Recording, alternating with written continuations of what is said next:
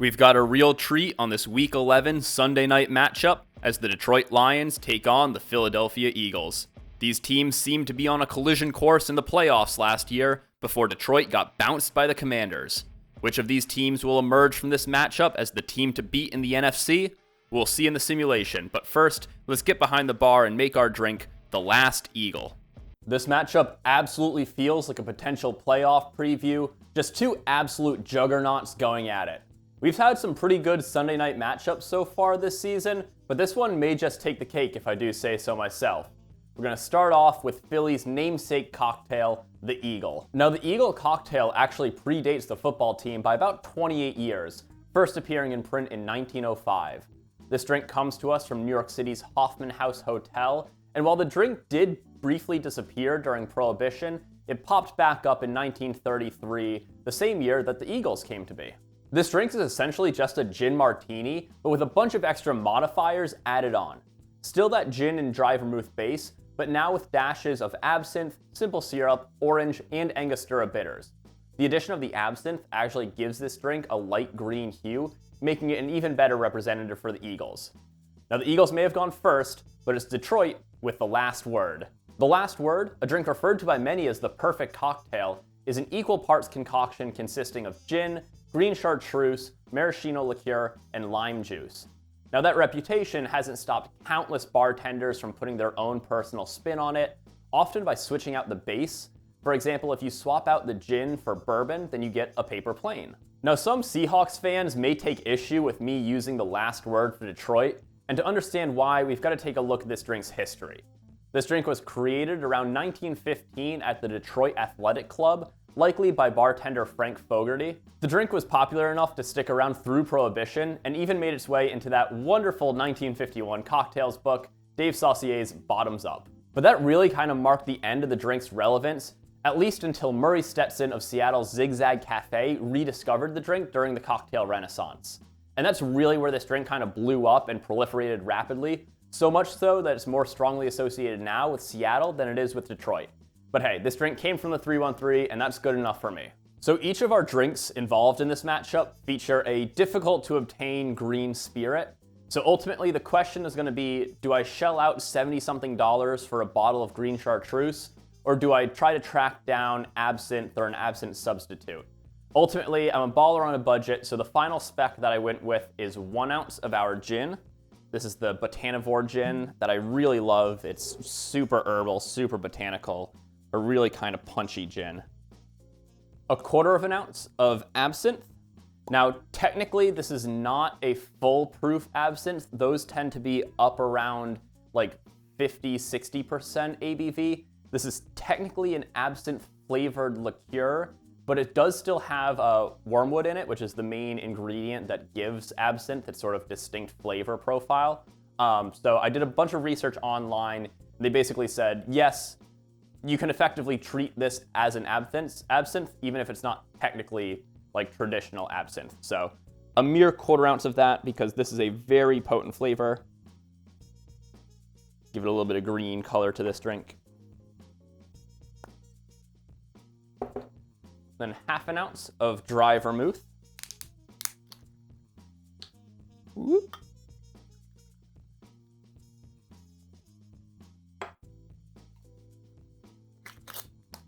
Can smell that absinthe so strongly. 1/4 ounce of simple syrup.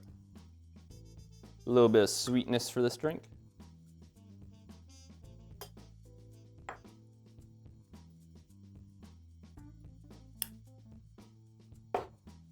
And then finally, 3/4 ounce of lime juice. Gonna have to top up this bottle again soon. Should give a nice sort of green overall color to our drink. See how it turns out though. Gonna shake that up.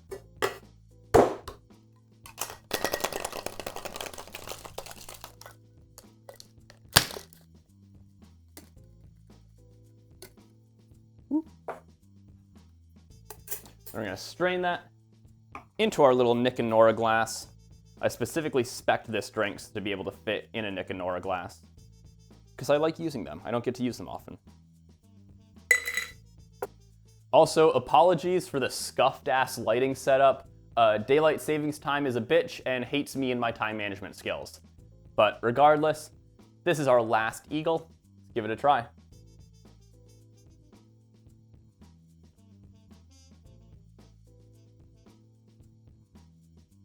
Oh, I definitely could have gone, woo! Oh, I could have gone so much lighter with that absinthe. Ooh. Okay, it's not a bad drink, but this drink lives or dies on how you feel about licorice flavor, basically. It's sort of like anisette. If you like it, you'll love this drink. If you hate it, you're not going to be able to finish this drink. This drink really showcases that abstinence. It puts it on full display. My little lisp is going to have a really fun time trying to pronounce absinthe. Like, ugh. Gonna twist me up into knots.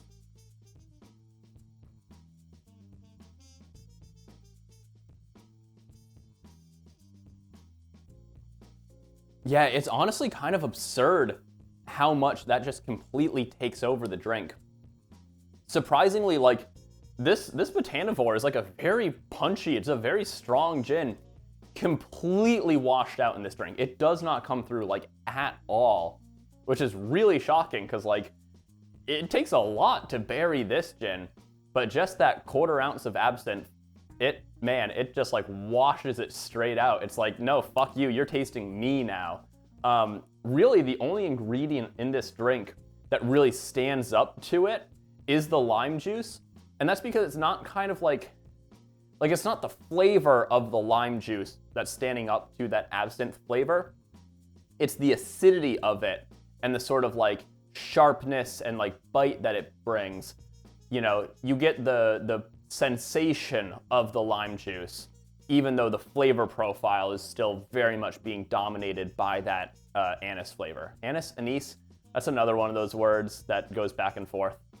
I don't know anymore, man.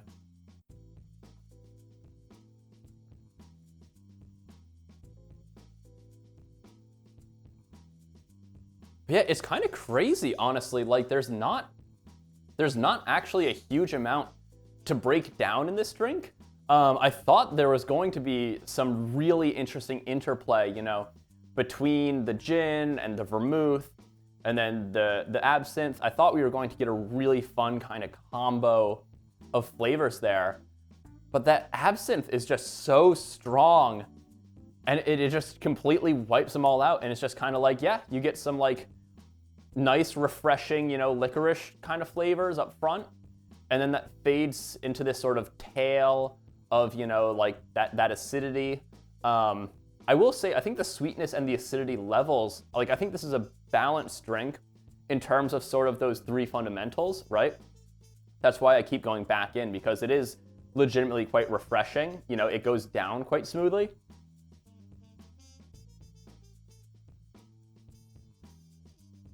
Yeah, I think this is a great example of a drink where we've balanced the three fundamental pillars, right? Booze, acid, sugar. You know, we've got all three of those levels set well.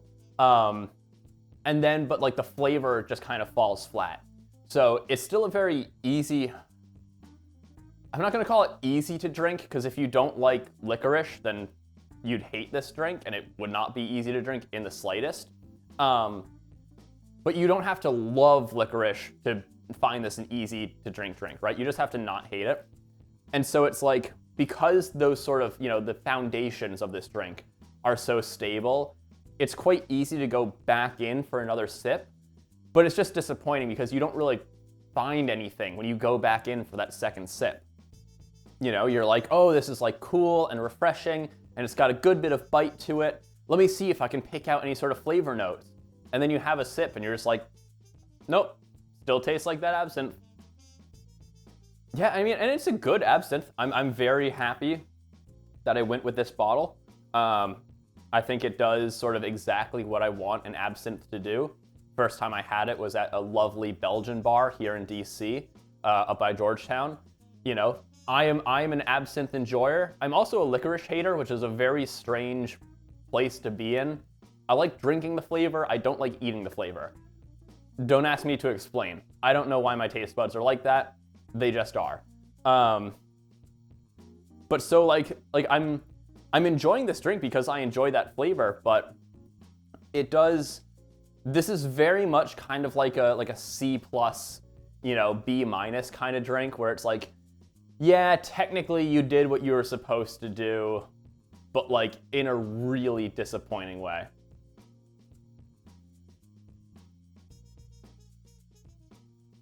Well, hopefully this doesn't portend a disappointing matchup, but there's only one way to find out, and that's in the simulation. The visiting Lions start with the ball, and Vaki shoots the gap on the return, making it all the way out to the 38-yard line.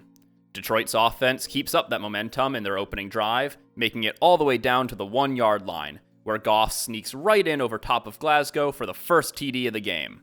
However, this high-powered Eagles offense strikes right back, as Hurts somehow manages to dodge defenders and slip out of the pocket to tie the game up with a rush TD of his own. Lions give the Eagles deja vu on their following drive, as they're right back at the 1-yard line in the second quarter, with Goff sneaking it in a second time. These offenses continue to torment their opposing defenses, as the Eagles are back in the red zone, and this time the O-line opens up a massive lane for Saquon to sprint through for the 5-yard score. The Eagles defense gets the first stop, forcing the Lions to punt for their first time this game. However, the Lions defense bends but doesn't break, as Kerr breaks up a pass intended for Dotson on third down, limiting the Eagles to 3 points. The Eagles open the third quarter with an 8-minute-long drive, making it all the way down to the 2-yard line, but the Lions shoot right through the line on 4th and goal, sacking Hurts and killing the drive. The Lions' following drive is not quite as lengthy, but still burns plenty of clock, ending with Goff hitting Laporta on the out route for the 9-yard TD to retake the lead. However, with about a minute and a half left in the game, Hurts takes matters into his own hands, taking off and going airborne to put the Eagles back on top. A minute and a half is more than enough time for Sonic though, as on the Lions' first play, Gibbs gets the edge and takes off downfield, getting dragged down just shy of the end zone at the 4-yard line. On the very next play, they go the other way, pitching it to Gibbs, who shatters Cooper DeJean's ankles and barely outruns the rest of the defense for the go-ahead touchdown. Down 4, the Eagles can't settle for a field goal, and the Madden AI's clock management deals the final blow as Hurts dumps it off to Goddard in the middle of the field, well short of the end zone. The clock runs out, and the Lions leave Philly with a 28-24 victory. We'll credit the Eagles with having great back-to-back primetime games, even if they did lose both of them in Madden. Overall, I think this is a really reasonable sim. Obviously, both of these teams are absolutely loaded with talent, but both have shown the ability to get in their own way and lose games they should have won. Honestly, this is probably the most open the NFC has been in a long time, with both of these teams having strong cases as the best in the division. Surprisingly, Jalen Hurts actually outdueled Jared Goff through the air in this one, putting up more yards and a higher completion percentage. Speaking of completion percentage, 88% would actually be Hurts' highest completion percentage this season, though his yardage was more in line with his recent performances. All that said, Jared Goff did manage to get the only passing touchdown of the game, continuing his streak of having at least one pass TD in every game this season. As for the running backs, there's no doubt who had the better performance in this game. 56 yards while averaging 4 yards a carry is a respectable performance, but it doesn't hold a candle to Gibbs' 128 yards on only 11 attempts.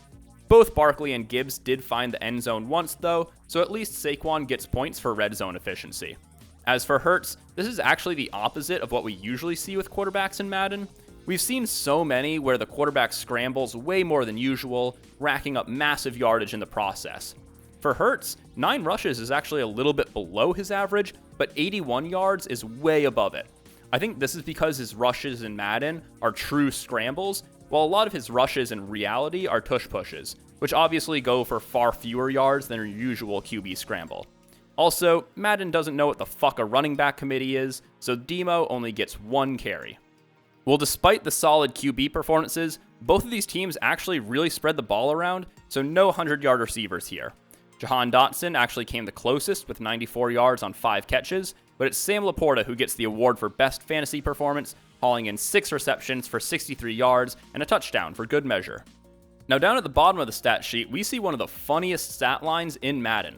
Ben Van Sumeren, a fellow Spartan who's listed as a fullback in Madden, but a linebacker on Pro Football Focus with a single 50-yard reception. I'm going to be honest, I don't know when this happened. I must have skimmed right over it when I was editing the sim, but now I really want to go back and figure out how exactly this happened, because what the fuck? Over in the Monte Carlo sim, we see the passing edge shifts back towards Goff, who cracks 200 yards while Hurts is down at 186. Saquon has a far better game in the Monte Carlo sim, averaging around 85 yards, while Gibbs and Monty combine for just short of what Gibbs managed in Madden. The receivers definitely see some significant shifts though, as the Eagles' passing game concentrates in A.J. Brown and Devonta Smith, leaving Dotson with only one catch for 5 yards. The Lions stay relatively well distributed, but Amon-Ra sees a lot more involvement, leading Detroit in receptions and yards.